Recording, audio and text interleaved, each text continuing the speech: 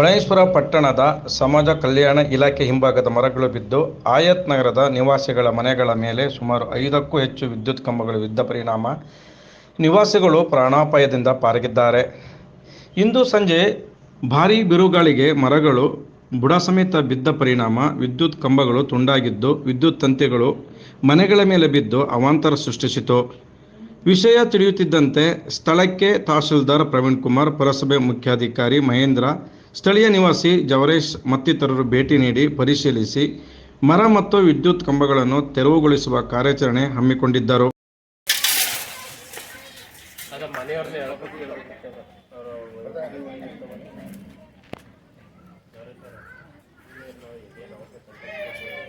ನಿಮ್ಮ ವೈರ್ಗಳ ಮೇಲೆ ಸರ್ಕ್ಯೂಟ್ಗಳ ಮೇಲೆ ಕಲೆಕ್ಷನ್ ಕೊಡ್ತಾರೆ.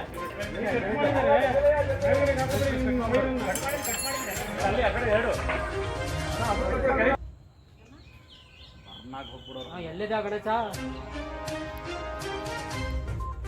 ಸ್ವಲ್ಪ ತಹಸೀಲ್ದಾರ್ ಎಲ್ಲ ಕರೆಸ್ತೀನಿ ರೀ ಒಂಚೂರು ಕರೆಸಿ ಎಲ್ಲ ಆಲೋಚನೆ ಗೊತ್ತಾಗ್ಲಿ ಒಂಚೂರು.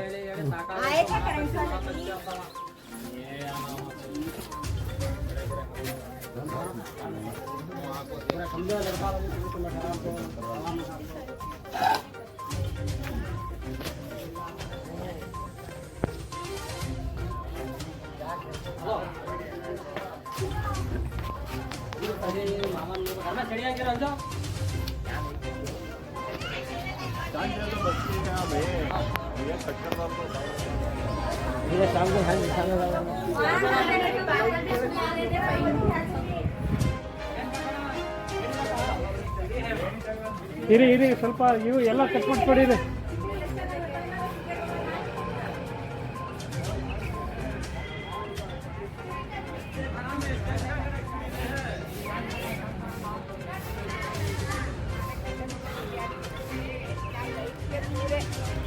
करने का अभ्यास करने का